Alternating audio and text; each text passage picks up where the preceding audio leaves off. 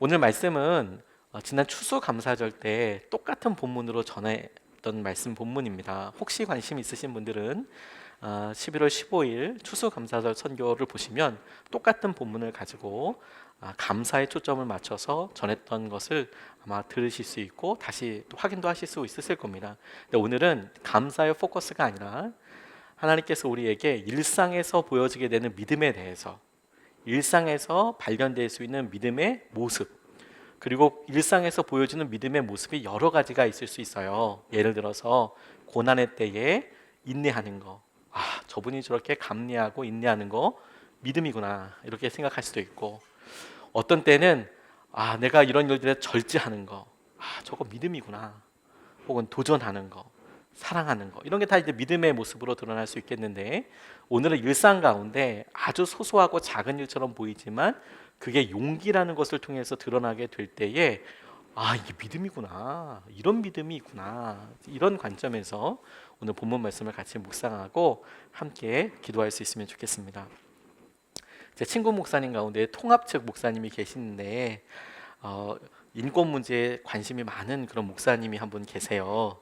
그래서 외국인 노동자 사역도 하기도 하고, 그리고 가난한 지역에서 그런 노동운동과 관련된 일에 참여하기도 하고, 이런 이제 목사님 한 분이 계세요. 페이스북으로 연결되어 있어서 가끔 가다가 쓴 글을 보면 참 재미난 에피소드가 많은 그런 목사님입니다. 근데 한 번에 이렇게 보다가 제가 너무 마음에 공감도 되면서 얼마나 급박했을까 싶기도 합니다. 중요한 미팅이 있었대요. 그것도 국가인권위원회, 거기에 관련된 여러 공무원들과 관련된 사람이랑 함께 미팅이 있으니까 아주 중요하게 생각해서 시간 맞춰서 가려고 서둘러서 가는데 배탈이 난 거예요. 너무너무 힘들게 배탈이 난 거예요. 그런데 가는 도중에 이 화장실이 없는 겁니다. 그래서 정말 고민하면서 거의 불이 나게 달려가는데, 중요한 미팅이다 보니까 약속을 어길 수도 없고, 그리고 중간에 찾을 수도 없고, 그러니까 인사물성이 돼서 가다가 화장실을 보고 이제 10분 전에, 약속 시간 10분 전에 국가인권위원회 건물 빌딩 안에 들어가서 화장실에서 스스로 자유함을 누리게 된 거예요. 와, 기쁘다. 주님이 나에게 자유함과 평안을 주셨구나, 이런 생각을 확 하고 안심하고 있는데 깜짝 놀랐어요. 왜냐? 옆에 칸에서 어느 여자분이 전화를 하고 계시는 거예요. 그러니까 갑자기 머리가 쭈뼛쭈뼛 다 서기 시작했더래요. 망했다. 내가 이거 표지를 잘못 확인하고 왔구나.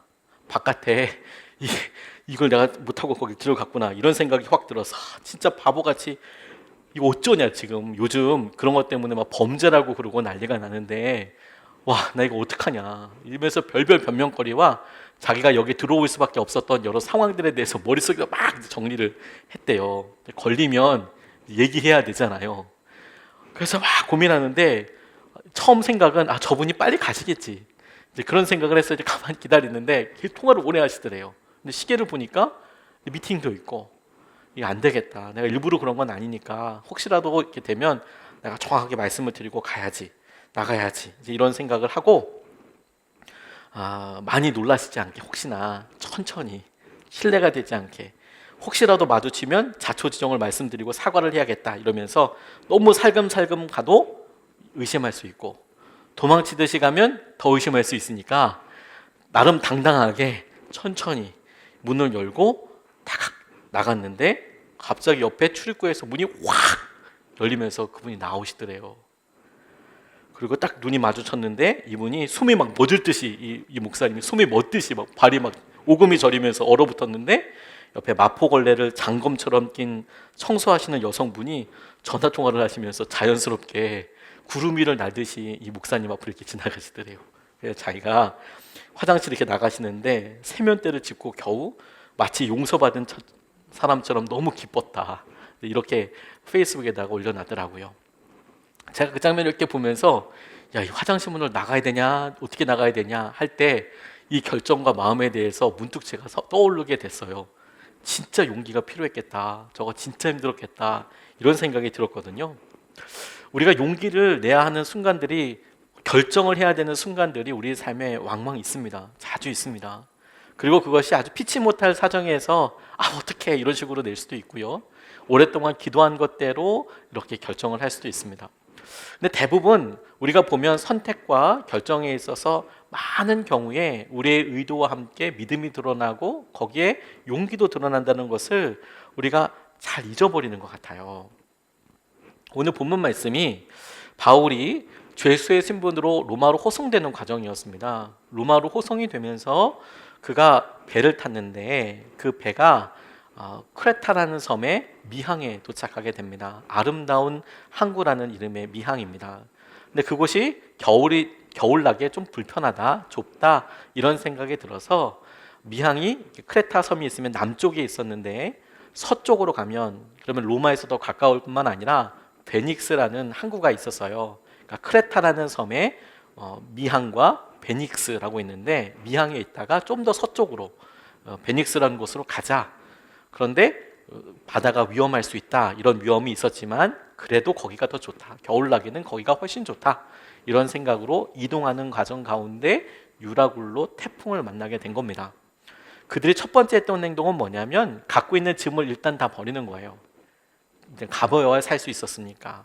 요나서를 봐도 알 수 있듯이 당시에 목조선이었죠. 목조선이었고 잘해야 도시고 보통은 이거 노 이런 거 있지만 도시죠. 그러니까 바람이 안 불면 배는 이동할 수 없는 상황이었습니다.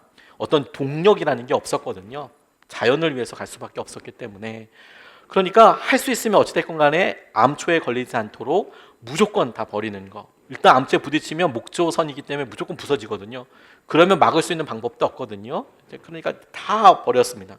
싹 다 버렸는데 그래도 이게 마땅하지 않았어요. 그래서 이제 죽는 거구나 이런 삶을 보낼 때 우리가 지난주에 이 앞부분을 말씀을 나눴는데 하나님께서 바울에게 말씀과 약속을 주셨어요. 사도행전 27장 24절 말씀에 이렇게 바울에게 주님께서 말씀하십니다.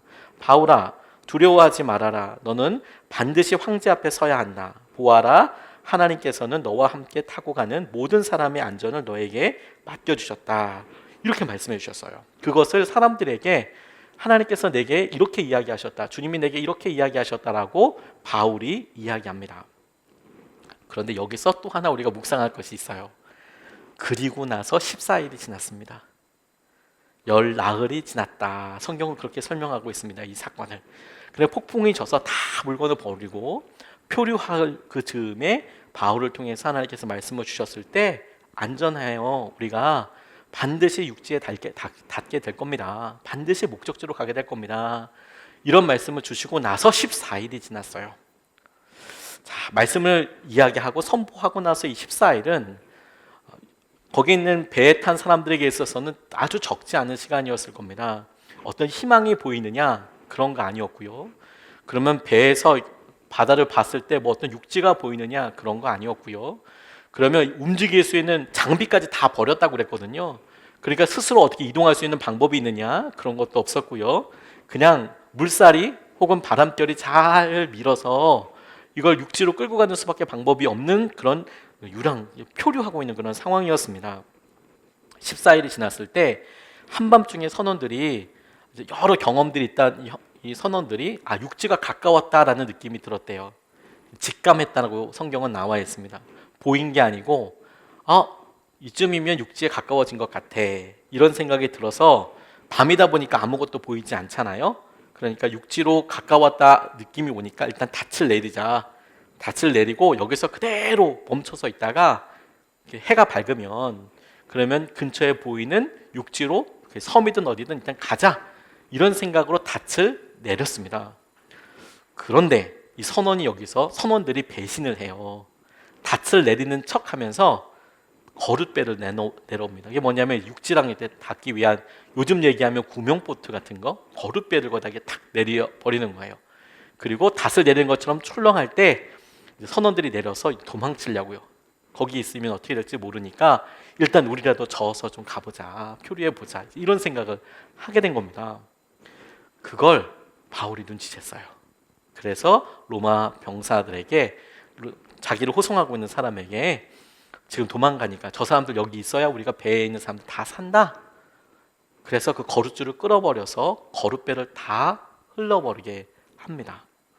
자, 그러면 다시 한번 이 모습을 상상해 보면 그들이 느낌적으로, 직감으로는 육지가 가까웠다라고 생각하는 선원들이 몇 명 있었고, 여전히 밤이고, 그리고 마지막 우리가 육지에 가까우면 배를 타고 상륙해야지라고 남겨뒀던 거룻배도 이제 다 떠내려가 버리고, 거기 그 자리에 가만히 이제 기다리고 있어서 오늘 우리가 본문 말씀을 읽었던 이 날이 새어갈 때 이날을 맞게 된 거예요.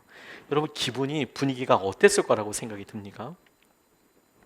말씀이 주어지고 바로 그날 아침에 이어갔던 말씀이라고 한다 그러면 거기에 대해서 어떤 확신과 마음이 있겠지만 이미 2주 전에 말씀이 있었고, 아마 그 사이에 선원들이, 그곳에 있었던 사람들이 혹은 바울이 계속 선포하고 자기들끼리 나누고 그럴까 아닐까 이런 이야기가 있었을 수도 있겠죠. 성경에 쓰여져 있지는 않지만. 그런데 14일이라는 시간은 그들 마음속에 얼마든지 한 번쯤은 바울의 말대로 될까? 안 될 거야. 한 번 이상이 아니라 아마 수십 번도 그렇게 다시 고쳐서 생각하기에 충분한 시간이었다는 생각이 들어요. 배 안에 아무것도 없이 14일 동안 그렇게 있으면 내가 살 것인가 죽을 것인가, 살겠지, 반드시 죽을 거야, 이런 생각을 수십 번이 뭐겠습니까? 하루 종일 할 수 있는 게 그것밖에 없는데요, 수천 번, 수만 번을 고쳐 생각할 수 있겠죠.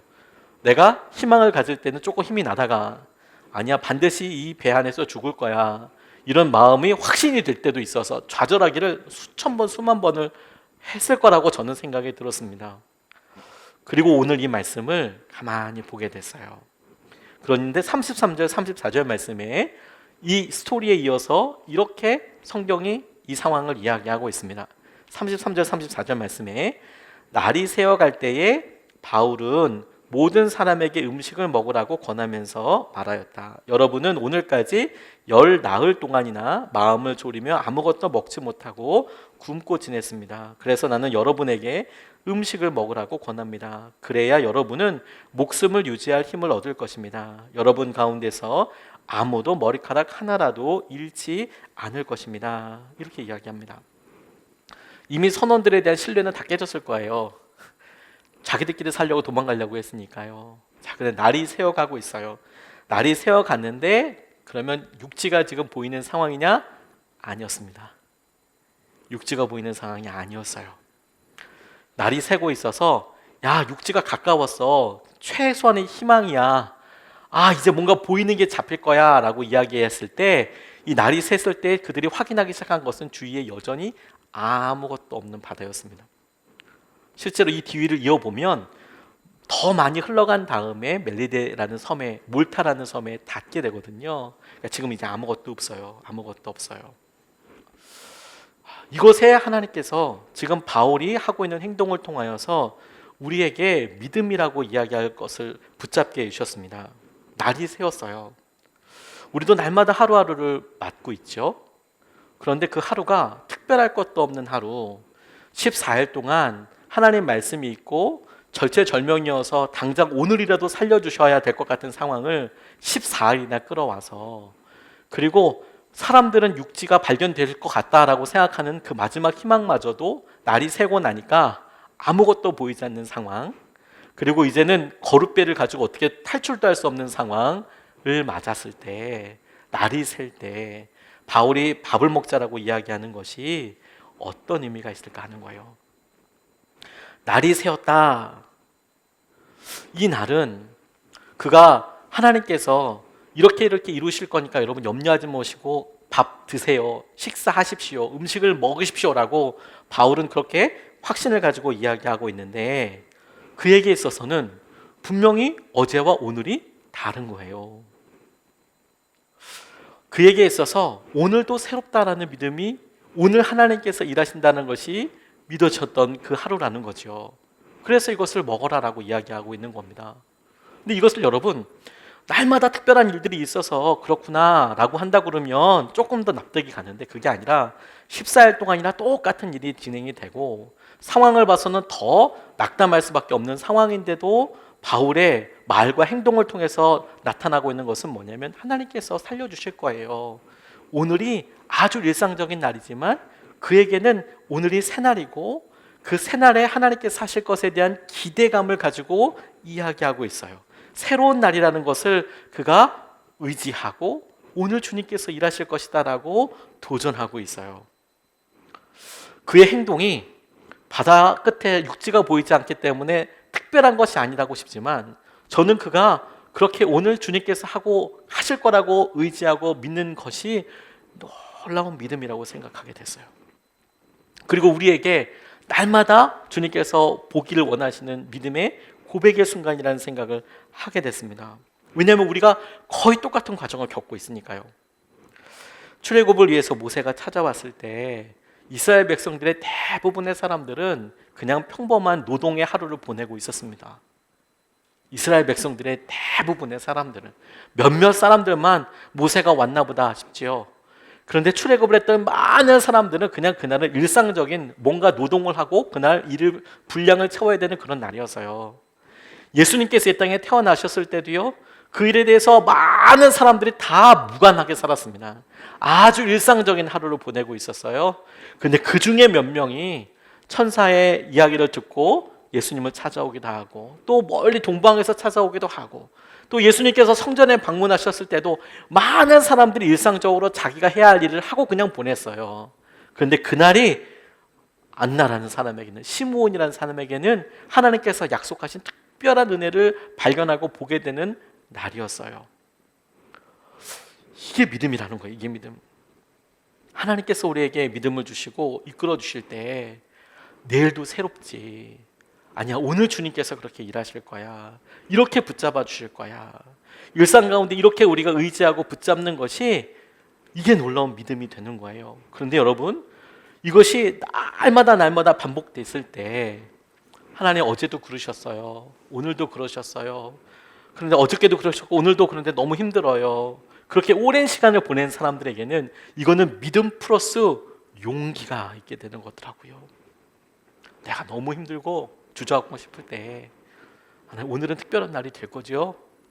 내 사업이 풀어지고 내 몸이 이렇게 오랫동안 아팠는데, 그래서 믿음을 수백 번 벌써 꺼내서 써보고, 하나님 오늘이 새로울 거라고 나를 믿어요, 이번 기도가 하나님 이번에 이런 일들이 내게 이렇게 하나님 응답이 될 것을 믿어요 라고 믿음으로 고민하고 믿음으로 선포하고 의지하여서 실패를 경험했던 사람에게는 오늘도 새로울 거야 라는 믿음은 놀라운 용기가 되는 거죠. 하나님께서 그것을 주목하고 붙잡고 계시는 거예요. 14일의 기간 동안에. 제가 군대에 있을 때 소문이 엄청 많았습니다. 뭐가 어떻다, 하다못해 저녁 메뉴는 뭐다, 이런 루머가 진짜 하루에 한 5,000가지씩 있었어요. 오늘은 뭐가 나온다, 오늘은 뭐가 나온다. 물론 거의 다 틀리죠. 다 뭐 오늘은 고기가 나온대, 고기는 뭐 그런 게 어디 있습니까? 뭐 아무튼 소문이 뭐 되게 많았어요. 그렇죠? 그렇게 좌절하고 막 이렇게 소문들 막 왔다 갔다 할 때요, 내가 뭔가를 이야기할 수 있다는 거, 이거 참 대단한 용기예요. 하루 저녁에 주님께서 우리에게 이끌어 주실 때 내일을 기대할 수 있다는 거, 이거 우리에게 참 놀라운 믿음이고 용기예요. 제가 40일 특세 시작하게 됐을 때 제일 고민했던 게 2차였거든요. 40일 특세하고 나니까 너무 힘들었는데 2차를 다시 시작할 생각하니까 진짜 힘든 거예요. 이걸 할 수 있을까? 이런 생각이 들었어요. 이것도 처음부터 다시 하려고 하니까 체력도 그렇고 힘든데, 근데 주님이 그때 물으셨어요. 너 날마다 특별할 것을 믿냐? 네, 믿습니다 주님. 그래서 2차를 시작했어요. 저는 거기까지인 줄 알았어요. 2차 그래, 믿음이구나. 근데 저희가 지금 그 다음도 하고 그 다음도 하고 그 다음 해도 하고 그 다음 해도 해서 지금까지 여기 이렇게 있잖아요. 근데 제게 매번마다 하나님께서 이번 특세 때 우리에게 놀랍게 일하실 거예요, 이번 특세 때 놀랍게 하나님께서 일하실 거예요, 이것은 믿음의 차원을 넘어서서 용기더라니까요. 용기. 하나님께서 그것을 기뻐하세요. 그렇게 하나님 앞에 나아가는 그 용기를 주님은 믿음이라고 여기시는 거예요. 믿음이라고. 두 번째로 하나님께서 이렇게 주목하게 하시고 우리에게 놀랍게 이것이 믿음이야, 이것이 일상 가운데 너희들에게 표현되는 믿음이야, 이렇게 주목하시는 게 뭐냐면 그가 감사하는 겁니다. 감사는 놀라운 믿음이에요. 뿐만 아니라 감사는 놀라운 믿음 뿐만 아니라 용기입니다. 35절 말씀을 보면 바울은 이렇게 말하고 나서 빵을 들어 모든 사람 앞에서 하나님께 감사를 드리고 떼어서 먹기 시작하였다. 그러자 사람들은 모두 용기를 얻어서 음식을 먹었다. 이렇게 이야기합니다. 감사를 드리고 먹었다. 용기를 얻어서 먹었다. 이렇게 대꾸로 이어져 있죠. 새날 하나님이 시작하신 일에 대해서 완벽한 우리의 반응이 뭐냐면 감사예요. 감사. 이게 믿어지니까 감사하는 거거든요. 아직 섬이 보이지도 않습니다. 새롭게 결정된 일 아무것도 없습니다. 그곳을 탈출할 구명보트도 없어요. 그러면 더욱더 힘든 상황이잖아요. 그런데 바울이 하고 있는 것은 뭐냐면 그곳에서 감사하고 있는 거예요. 하나 이것을 주셔서 감사합니다. 그가 보이고 있는 감사라는 행동 자체가, 기도라는 행동 자체가 하나님께서 그냥 그에게는 충만한 마음을 주시지만 하나님을 모르는 사람들에게 있어서는 굉장히 의미 있는 행동이 될 거예요. 저 사람이 왜 저렇게 행동할까? 다니엘의 세 친구가 막 펄펄 끓는 풀무불 앞에 이렇게 들어가기 바로 전에 네가 이 신상 앞에 절하면 살려줄 거야 라는 말을 듣습니다. 그런데 그가 그 불도 보고 그리고 다시 한번 기회도 얻지만 내가 불 속에 들어가는 일이 있더라도 내가 하나님을 믿을 거예요. 여기 절하는 일은 없을 겁니다. 하나님 지켜주실 거예요. 그렇게 하지 않으시더라도 나는 여전히 그렇게 할 겁니다. 그들이 불에 들어가는 것도 놀라운 일이지만 그곳에 있는 모든 사람들에게 충격적인 장면은 뭐냐면 왜? 그러니까 하나님을 믿어서 불에 들어가는 거, 불에 들어가게 된 상황도 놀랍지만 지금 다시 한번 살 수 있는데 그들이 여전히 그렇게 믿음을 써서 나는 그렇게 하지 않더라도 신상에 절하지 않을 거예요. 하나님만 예배할 겁니다. 이건 용기죠, 용기. 그렇게 믿음을 고백할 수 있고 그렇게 믿음을 함께 할 수 있는 것은 놀라운 것이죠.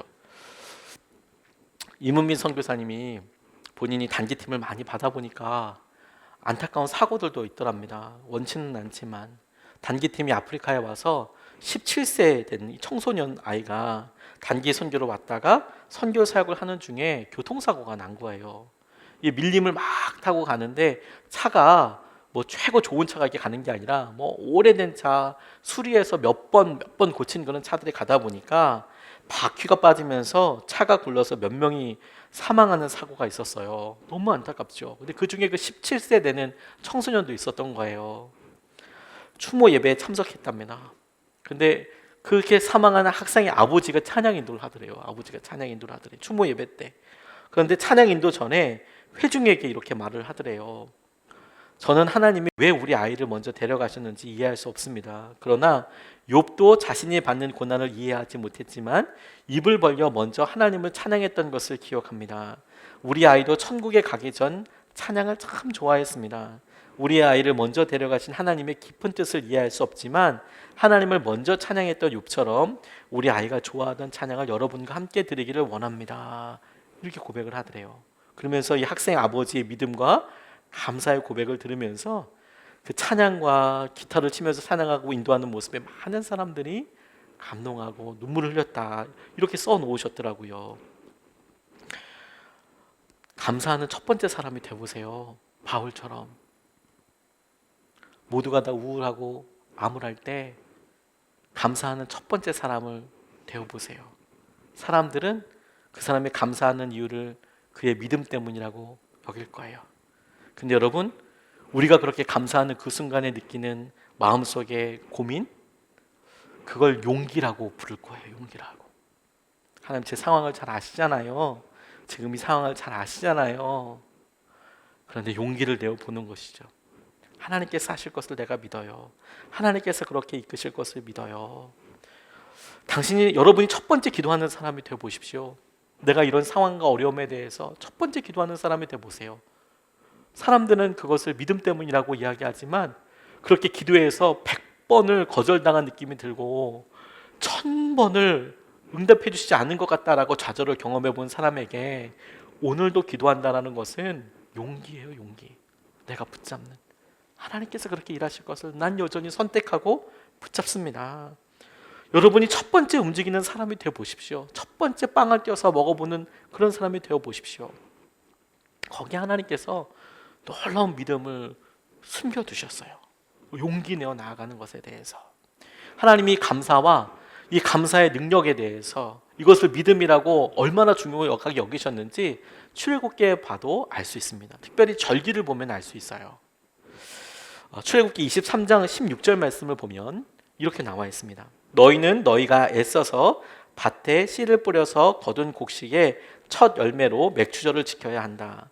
또한 너희는 밭에서 애써 가꾼 것을 거두어 들이는 한 해의 끝 무렵에 수장절을 지켜야 한다. 이렇게 나와 있습니다. 이것은 모세가 시내산에서 호렙산에서 올라가서 하나님께로 십계명을 받으면서 많은 율법을 받았을 때 그 율법을 기록해 놓은 장면이 쭉 이어지는 대목입니다. 자, 그래서 그렇구나라고 넘어가기 전에 이 시점을 가만히 보면 이게 얼마나 하나님께서 중요하게 생각하고 강조하시는지를 알 수 있어요. 지금 이제 모세가 이야기하고 있는 장면이라고요. 그리고 출애굽한 지 얼마 되지도 않았어요.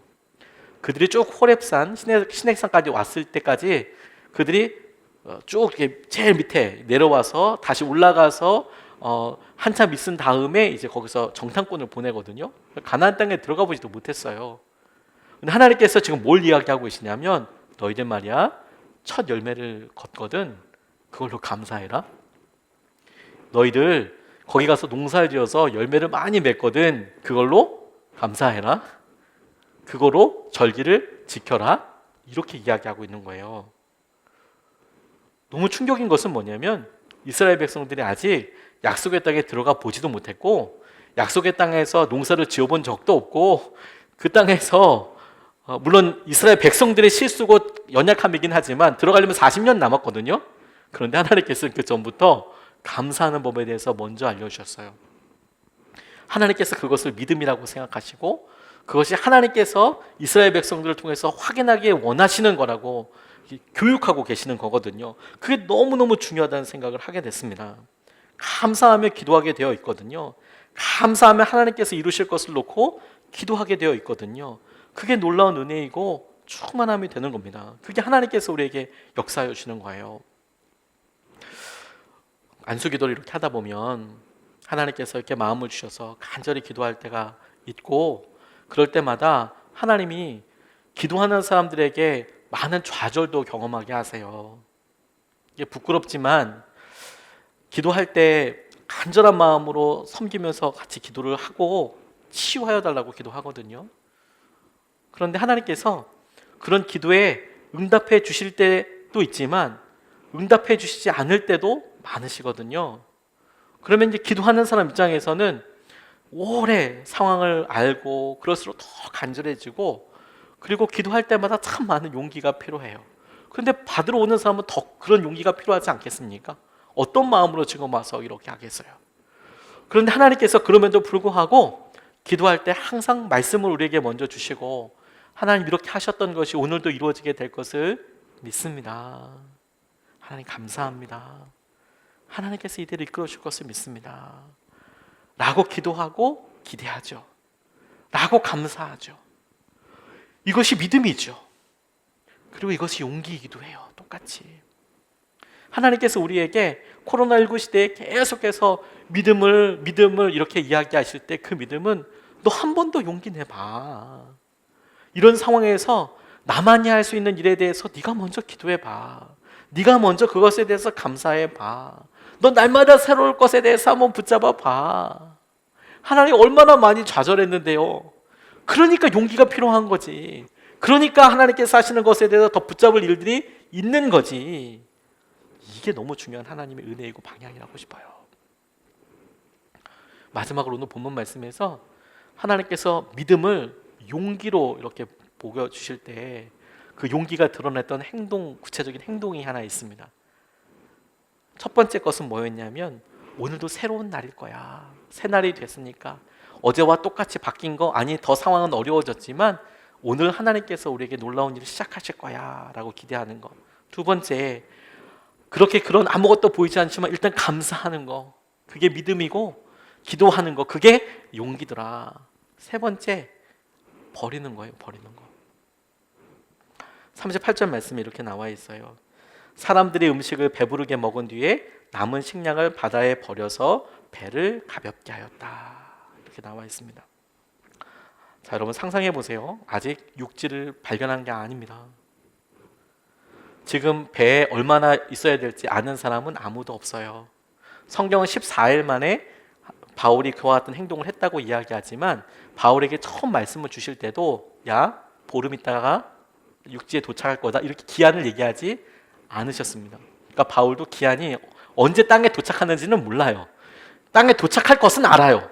우리랑 비슷하지 않습니까? 코로나 끝날 것은 알아요. 언제 끝날지는 몰라요. 그래서 힘들어요. 우리는 항상 그렇죠. 끝나겠죠, 언젠가. 근데 언제 끝날지는 몰라요.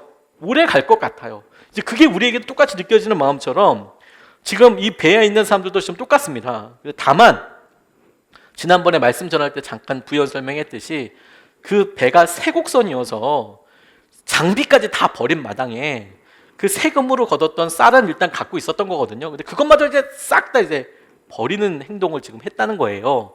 276명이나 되는 사람들이 먹고도 남을 만큼의 음식도 있었고, 그리고 배가 가벼울 정도로 버려야만 할 만큼의 많은 곡식이 거기에 있었지만 14일 동안 굶었어요, 이 사람들이. 14일 동안이나. 그런데 여러분 여기서 한번 고쳐서 질문해 보세요. 자, 아직까지 육지가 발견되지 않고 이 사람들은 이곳에서 얼마나 있을지 몰라요. 배에서 얼마나 있을지 모른다고 생각이 든다면 배 안에 오랫동안 있게 될 수 있으니까 절대 버리지 말아야 할 게 뭘까요? 식량이에요, 식량. 배에 1년 있을지 2년 있을지 몰라요. 그러니까 절대 버리면 포기하면 안 되는 게 뭐냐면 식량이에요, 식량. 먹어야 될 거 아니에요, 일단 굶어서. 먹어야 될 거 아닙니까? 배에서 내가 오랫동안 그래 생명을 부지하려고 하면 절대로 버리면 안 되는 게 뭐냐면 식량입니다. 그런데 더 놀라운 게 있어요. 배 밖으로 나가려고 하면, 육지에 다다으려고 하면 제일 먼저 버려야 할 것이 식량이에요.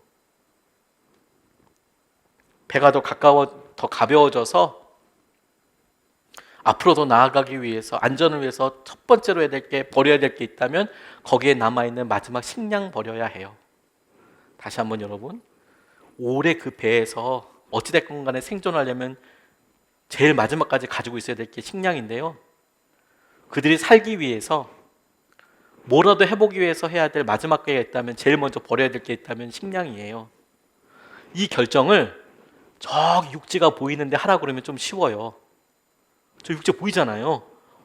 버리지 뭐 보이는데 뭐 손으로 저어서라도 가지 뭐.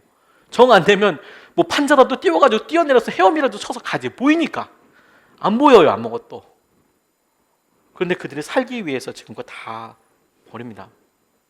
다 버려요. 식량을 가지고 있으면 배 안에서 조금 더 오래 살 수 있죠. 식량을 버리면 조금 더 육지로 나아갈 수 있습니다. 여러분은 뭘 선택하시겠습니까? 자, 식량을 끝까지 붙잡고 있으면 조금 더 오래 살 수 있어요, 배에서. 내가 이것을 확 놓아버리면 조금 더 육지로 갈 수 있어요. 어떤 걸 선택하시겠습니까? 우리가 지금 코로나나 여러 재정적인 상황이나 관계에서 맺고 있는 게 딱 그런 거 아니겠어요? 요거 딱 잡고 있으면, 요거 잡고 있으면 이거 놓으면 죽을 것 같아요? 근데 주님께로 더 가까이 나아가고 뭔가 하려고 하면 이제 이거 놔야 돼요? 그러니까 이게 너무너무 힘든 거예요, 이게 어떻게. 1988년 7월에 영국 스코틀랜드 근처의 북해 유전에서 석유 시추선이 이게 팡 폭발했습니다. 168명이 죽었어요. 석유 시추선 있잖아요. 이게 큰 네모 반듯한 게 기둥 4개 위에 이렇게 서 있는 그 배 있지 않습니까? 석유를 시추하는데 거기서 폭발했어요. 그 석유가 거기 있으니까 뭐 인화 물질이 그냥 한가운데 있는 거죠. 빵 터져서 168명이 죽었는데 순식간에 석유 시추선도 뭐 거의 불바다가 되고, 더 충격적인 건 바다도 불바다가 됐어요. 진짜 바다가 불바다가 됐어요. 왜 그러냐? 기름이 유출되잖아요. 기름에 불이 붙었어요. 그러면 기름이 물보다 더 가볍지 않습니까? 그러니까 불이 붙은 기름띠가 돼서 이렇게 불이 붙어서 떠다니는 거예요. 그러니까 완전 진짜 불바다가 이렇게 일어났죠. 잠자고 있다가 사람들이 다 벌떡 일어났는데 뭐 난리가 난 거예요. 폭발이 막 들리고, 바다를 봤는데 바다에는 불이 나 있고 막 이런 겁니다. 앤디 모칸이라는 사람이 있었습니다. 눈앞에 거대한 불기둥이 곳곳에 요란한 소리와 함께 치솟고 있는데요. 아무리 봐도 피할 곳이 없더래요. 아무리 봐도. 순간 배의 난간에 전력을 내서 딱 뛰고 있는데 바다에 새어나온 기름이 불바다를 이루고 있어요. 뛰어내린다고 하더라도 30분 안에 구조가 되지 않으면 죽는 거예요. 왜냐하면 물에 떠 있는데 여러분 그 기름이 이렇게 온다고 생각해 보세요. 그 띠가. 야, 이건 진짜 익사의 고통과 불에 타 죽는 고통을 동시에 느끼게 되는 그런 진짜 황당한 경험을 하게 얼마나 두렵겠습니까, 그게. 너무너무 두려운 거죠. 자, 근데 뛰어내리더라도 30분 정도의 여유가 있어요. 그 짧은 기간 동안 구조되지 않으면 이거 못 사는구나. 더군다나 배 갑판에서 수면까지 거의 50m 높이래요. 50m 높이. 우리로 얘기하면 약 18층 정도 높이. 여기 효성 힐튼 아파트 꼭대기네요. 거기서 이제 뛰어내리는 거예요. 바다를 향해서. 야, 이거 훈련된 선수들도 사실 굉장히 어려울 거예요. 저는 고소공포증이 있어가지고 이게 높은 데서 이게 밑에 잘 못 봐요. 뭐 18층은 뭐 둘째치고 못 봐요. 이런 거 안 됩니다. 근데 뛰어내려야 합니다. 차가운 북해의 파도 속에, 추운 파도 속에 자, 뛰어내려야 하는 겁니까? 안 뛰어내려는 겁니까? 여러분은 어떻게 하시겠습니까? 이게 극단적인 예라고 보일 수 있으시죠? 근데 여러분, 가장 절박해 보일 때 하나님이 우리를 인도하시는 방법일 경우들이 참 많더라고요. 하나님께서 우리에게 우리가 마지막까지 붙잡고 있는 그 식량 같은 것을 탁 놓도록 그렇게 하세요. 그래서 이 본문 말씀에는 버리는 것, 식량을 버리는 것이라고 표현되어 있지만 우리가 제일 처음에 읽었던 하나님께서 바울에게 하셨던 말씀을 생각해 보면 이것은 버리는 행동일 뿐만 아니라 하나님의 말씀을 의지하는 것이기도 합니다. 나를 올고매고 있는 것을, 붙잡고 있는 것을 내려놓는 순간이면서 동시에 처음에 하나님께서 내게 하셨던 말씀을 이제는 100% 의지하는 거예요. 하나님, 상황이 여기까지 됐습니다. 지금 이 상황으로 그대로 가면 죽습니다. 이제 식량이 없으니까 딱 굶어 죽습니다.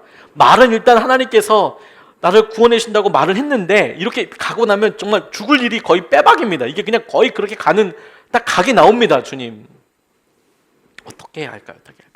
하나님의 말씀을 붙잡는 순간, 빌립보서 3장 8절 말씀에 바울이 이미 자기가 해야 될 일에 대해서 이렇게 자기 삶을 통해서 이야기했어요. 빌립보서 3장 8절 말씀을 보면 그뿐만 아니라 내 주 예수 그리스도를 아는 지식이 가장 고귀함으로 나는 그 밖에 모든 것을 해로 여깁니다. 나는 그리스도 때문에 모든 것을 잃었고 그 모든 것을 오물로 여깁니다. 나는 그리스도 때문에 모든 것을 잃었고 놓았고 버렸고 그 모든 것을 오물로 여깁니다. 이거 갖고 있다가 내가 죽는 거구나 라고 생각합니다. 그래서 그리스도를 얻었다, 이렇게 이야기해요. 날마다 우리의 삶에서 뭔가 결정하고 뭔가 하나님 앞에 나아가는 건 참 큰 믿음이 필요합니다. 믿음이 필요하다라고 이야기할 때 그건 도대체 뭘 하는 거냐? 용기를 내는 거예요. 내가 배 안에, 그래 내가 이거 갖고 조금 더 오래 살 거냐, 배 안에서 연명할 거냐, 아니면 이거 포기하고 하나님께서 내게 주신 말씀을 완전히 내가 붙잡을 거냐, 그거예요, 그거. 그리고 용기를 함은 당연히 내게 주어진 그리스도를 아는 것 빼고 모두를 다 내려놓고 모든 것을 잃고 그 모든 것을 오물로, 배설물로 여기고 나는 그것으로 인하여 그리스도를 선택하는 거죠. 말씀을 선택하는 거죠. 의지하는 것이죠. 그게 사는 방법인 거예요. 그게 용기인 거예요. 그리고 그것을 믿음이라고 이야기합니다. 오늘 주님은 나의 최고봉이라는 책을 이렇게 날마다 이제 올해 2021년 들어서 주님은 나의 최고봉을 이제 다시 묵상하기 시작했어요. 오랜만에 다시 이제 붙잡고 오늘 아침에 이제 새벽 예배 마치고 가서 이렇게 말씀을 큐티하고 그리고 이제 주님은 나의 최고봉을 이렇게 묵상하는데 오늘 말씀에 정말 딱 합당한 말씀을 하나님께서 이렇게 딱 발견하게 해주셨어요. 이렇게 나와 있더라고요. 창세기 22장 9절 말씀에 이에 아브라함이 그곳에 단을 쌓고 그 아들 이삭을 결박하여 드리는 장면이 있잖아요. 그 장면을 통해서 이렇게 써놨어요. 하나님께서 마지막까지 우리에게 원하시는 것이 죽음의 희생이라고 생각한다면 이 사건은 이러한 생각이 얼마나 잘못된 것인가를 보여줍니다. 하나님이 원하시는 것은 죽음을 통한 희생으로서 우리가 예수님께서 하신 일을 할 수 있도록 만들기 위함입니다. 자, 죽음을 통한 희생이래요. 곧 우리의 삶이 희생제물이 되는 것입니다. 제가 주와 함께 죽는 자리까지 가겠나이다 이렇게 이야기하는 게 아니에요. 이 믿음이라는 게 내가 주님과 함께 죽는 자리까지 갈게요 하나님, 그렇게 한번 가볼게요. 자, 그 말은 지금 나는 살아있는 거잖아요. 내가 죽는 자리까지 가볼게요. 이게 믿음이 아니라는 거예요. 그럼 뭐냐면 제가 주님과 함께 지금 죽어서 제 삶이 하나님께 드려지는 희생제물이 되기 원합니다. 제가 지금 주님과 함께 죽었고, 그리고 저의 이런 삶이, 이 죽어진 삶이 하나님 앞에, 육신은 지금 살아있으니까 살아있는 제물, 희생제물이 되기를 원합니다. 그게 믿음이라고 이야기하더라고요. 저는 그게 용기라고 생각하게 됐어요. 우리는 하나님 내게 커다란 감동을 주셔서 내가 하나님을 위해서 순교할 자리까지 가겠습니다. 하나님, 내가 하나님을 위해서 다 포기할 수 있는 자리까지 갈 겁니다. 끝까지 그렇게 갈 겁니다. 그것만 순종이라고 생각을 하잖아요. 그게 놀랄 거라고 생각하잖아요. 근데 진짜 하나님께서 우리에게 일상 가운데 보기 원하시는 순종은 뭐냐면, 오늘 내가 주님과 함께 죽어요. 오늘 내가 내 삶의 다른 것들 다 버려요. 그리고 주님을, 말씀을 선택해요. 그 말은 내가 지금 죽고 그리스도로 살아요. 그리고 그렇게 그리스도로 사는 것을 통해서 주님과 함께 계속해서 나아가는 삶을 살아요. 그게 희생 제물이 되는 삶이에요. 그게 산 제사가 되는 거예요. 그게 우리가 산 제물이 되는 거예요. 그러면 하나님께서 놀라운 은혜를 일으키세요. 성경에 보면 시간관념이 독특합니다. 처음에 창조의 장면을 보면 밤이 되고 아침이 되니 이는 첫째 날이라. 다시 말해서 구약 성경에 혹은 창조의 과정에서 하나님께서 하루를 딱 명명하실 때 그 시작이 뭐냐면 저녁이 되고 아침이 되니 이는 첫째 날이다. 그러니까 저녁에서부터 시작해서 아침까지, 이제 아침이 딱 돼야, 저녁이 딱 돼야 이제 하루가, 아침이 돼야 이제 하루가 끝나게 되는 것이죠. 우리가 이런 하나님의 창조의 능력을 날마다 경험하고 있다면 여러분 믿으시겠어요? 근데 정말 우리는 날마다 경험하고 있어요. 예수님께서 돌아가셨습니다. 태양이 빛을 가렸어요. 정상적이지 않은 밤이 온 거죠. 그리고 예수님 정말로 죽으셨어요. 그리고 3일 되던 날 새벽 어느 벤가 부활하셨어요. 우리가 자연적인 상황에서 날마다 밤을 맞이합니다. 아주 바쁘고 분주한 삶을 살고 그날 밤에 내가 어떻게 잠들었는지도 모르고, 자매님들은 화장을 지우지도 못하고 어느 순간 이렇게 퍽 엎어졌다가 너무 피곤해서 눈 떠보니까 막 새벽 2시, 3시에 나 화장도 못 지웠네 이러실 때 있으시죠? 남자분들 너무 힘드시니까 이거 뭐 양복도 제대로 못 벗고 그냥 이렇게 소파에 이렇게 있으시다가 의자에 앉으시다가 그냥 이렇게 푹 잠들어서 몸이 너무 힘들어가지고 일어나는데 막 새벽 4시, 5시 되는 경우도 있으시잖아요. 뭐 어떻게 잠들었는지도 모르고 눈 떴는데 아침이네, 새벽이네, 이런 일들이 있으시죠? 죽음이 딱 그와 같을 거예요. 밤에 우리가 죽습니다. 잠자리에 들어요. 그리고 정말 행복하신 분들은 그 잠자리에서 그대로 평안하게 하나님 나라로 가시죠. 그렇죠? 얼마나 많은 분들이 그렇게 하나님 나라로 가시는지 몰라요. 잠자리에 이렇게 들면서. 그런데 여러분, 놀라운 것은 새벽이 되면 우리가 날마다 저녁마다 죽음을 연습하고요. 그렇게 여러분들 잠자리에 드실 때 다음날 눈 못 뜨면 그냥 그대로 하나님 나라 아닙니까? 날마다 죽음을 마주하고요. 뿐만 아니라 새벽에 일어날 때마다 날마다 부활을 경험하는 거예요. 날마다 부활을 붙잡는 거예요. 그게 하나님께서 우리에게 말씀하시고 이끌어 주시는 거예요. 하나님께서 우리에게 용기를 내라고 말씀하시는 거예요. 믿음을 일상 가운데서 이렇게 보여주고 하게 드러날 수 있도록 그렇게 인도하여 주시는 것이죠. 오늘 바울이 이렇게 자기가 죄수의 신분이고 아무것도 자기가 주도적으로 얘기할 수 없어요.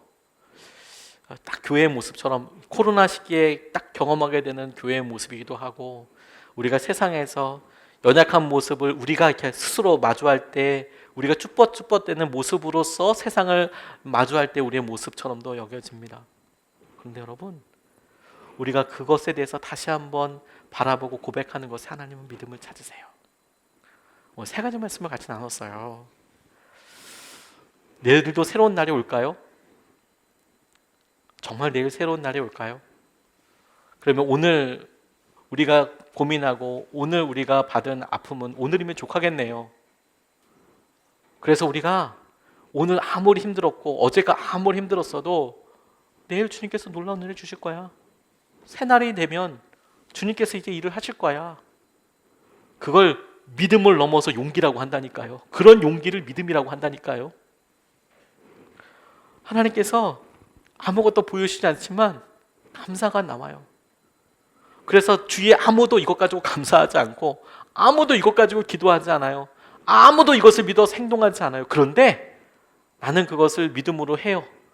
근데 쭈뼛쭈뼛해요. 아무도 안 하니까. 그래서 용기가 필요해요. 내가 해보는 거죠. 하나님 감사합니다. 하나님께서 이것에 문을 열어주실 것을 믿고, 하나님 이것을 완전히 주님께서 치유하여 주실 것을 믿고, 하나님 그래서 내가 이것 때문에 주님께서 하신 은혜를 내가 보게 될 것을 믿습니다.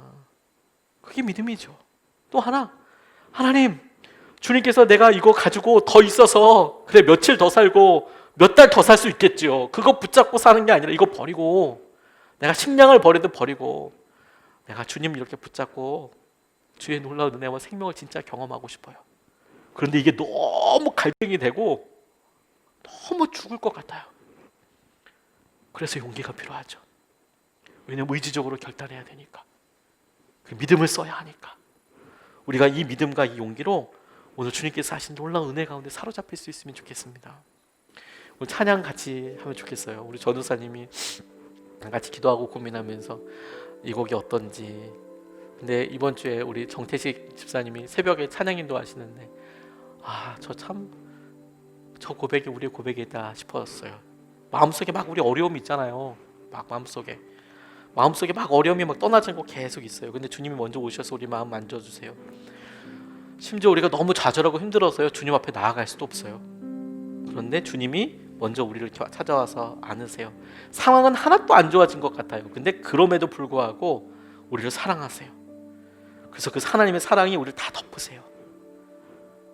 아무것도 안 될 것 같은데, 여전히 똑같은 것 같은데 그럼에도 불구하고 주님이 우리를 안으세요. 그리고 우리가 하나님을 부를 때 하나님을 아버지라고 불러요. 하나님을 더 믿어요. 의지해. 다 포기할 수 있어요. 버리는 게 죽는 길이 아니라, 그래야 정말 진짜 놀라운 은혜를 우리가 붙잡는 게 되는 거 아니겠습니까? 찬양하고 이 시간에 같이 기도하겠습니다.